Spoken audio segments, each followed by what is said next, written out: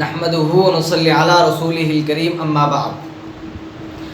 اللہ تعالیٰ نے ہم سب پر دو قسم کے حقوق کو متعین کیا ہے، یعنی دو قسم کی ذمہ داریاں ڈالی ہے۔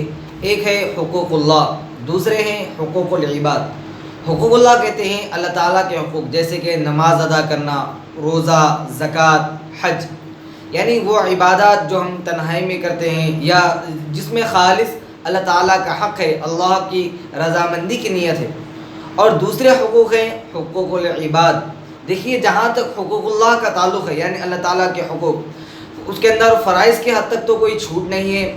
ہاں، اگر ہم نماز کی پابندی کرتے ہیں، اس کے اندر خیالات آ گئے، ادھر ادھر کے خیالات آ گئے، ہو سکتا ہے کہ اللہ پاک دوسرے نوافل کے ذریعے معاف کر دے، دوسرے نیک اعمال کے ذریعے معاف کر دے۔ لیکن جو دوسرے قسم کے حقوق ہے وہ ہے حقوق العباد۔ یہاں پر جب تک بندہ معاف نہیں کرتا، ہم نے کسی کو تکلیف دی، ہم نے کسی کو گالی دی، کسی کو مارا ہو، جب تک بندہ معاف نہیں کرتا اللہ پاک بھی اس کو معاف نہیں کرتے۔ جب تک بندہ معاف نہیں کرتا اللہ بھی اس کو معاف نہیں کرتے۔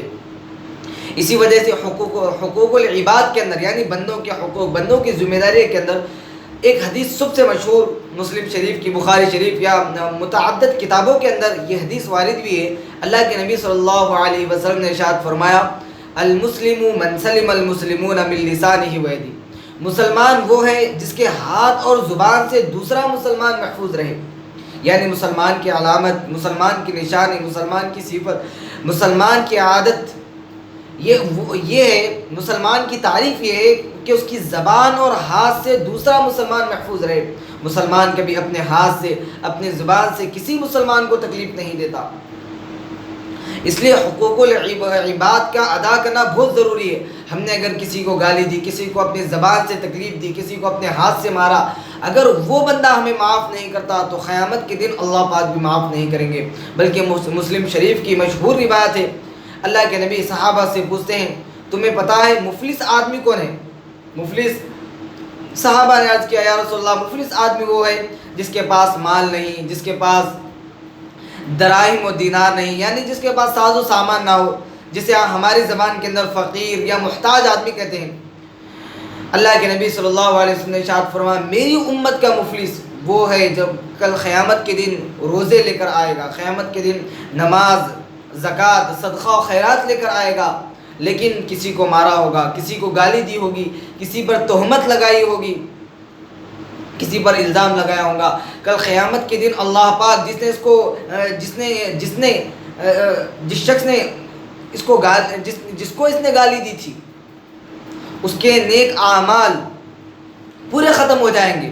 یعنی اگر میں نے کسی کو گالی دی ہے تو اللہ پاک مجھ سے وہ اعمال لے کر دوسرے کو دے دیں گے جس کو ہم نے گالی دی تھی، یعنی اس کی نیکیاں ہوتے ہوتے مظلوم شخص کو دے دی جائے گی جس پر اس نے ظلم کیا تھا، یہاں تک کہ جو نیکیوں کا اس کے پاس پہاڑ تھا وہ ساری نیکیاں ختم ہو جائیں گی۔ اس کے بعد اللہ پاک اب بہت سارے حقوق والے پھر آئیں گے، اے اللہ اس نے مجھے تکلیف دی تھی، مجھے گالی دی تھی، مجھے مارا تھا، اب اس کے پاس تو نیکیاں باقی نہیں ہے، اب مظلوموں کے جو گناہ ہیں اس پر ڈال دیے جائیں گے، یہاں تک کہ اس کو جہنم کے اندر ڈال دیا جائے گا۔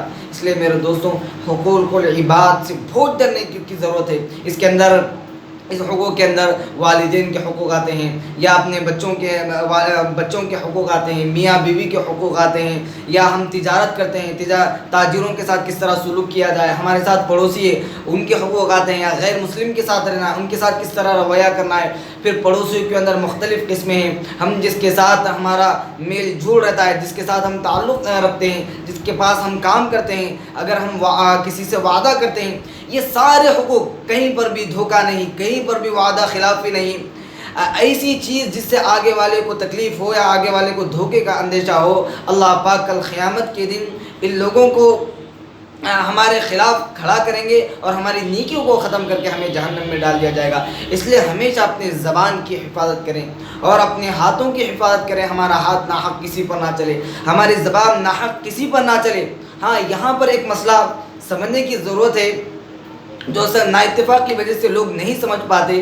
دیکھیے، جب کوئی آدمی آگے والا برائی کر رہا ہے، گالی دے رہا ہے، اگر ہم یہاں پر کوئی آدمی آگے برائی کر رہا ہے، اگر ہمارے پاس روکنے کی طاقت ہے، یہاں پر ہمارے لیے روکنا ضروری ہے۔ یہاں پر ہم یہ سمجھیں گے اگر میں اس کو روکوں گا کہیں سے تکلیف نہ ہو جائے۔ دیکھیے، گناہوں کے اندر تکلیف کا اندیشہ کرنے کی ضرورت نہیں ہے، بلکہ حکمت کے ساتھ، گویا کہ آپ ایک ڈاکٹر ہیں، آگے والے کو سمجھا رہے ہیں۔ جس طرح ڈاکٹر اپنے مریضوں کو سمجھاتا ہے، اسی طرح جو آگے والا آدمی گناہ کرتا ہے تو اس کے متعلق آپ کی یہ سوچ ہونا چاہیے، یہ جس طرح بیماری سے شفا ضروری ہے مریض کے لیے، اسی طرح گناہوں سے چھوٹنا اس کے لیے ضروری ہے۔ تو آپ حکمت سے سمجھائیں، یہاں پر یہ سمجھنا اگر میں اس کو برائی سے روکوں گا، یہ برا کام کر رہا ہے، یہ غلط حرکتیں کر رہا ہے، اس کو اگر برائی سے روکوں گا تو اس کو کہیں تکلیف نہ ہو جائے، اگر یہ سوچتے ہیں تو یہ سوچ بالکل غلط ہے، اس کو نکالنے کی ضرورت ہے۔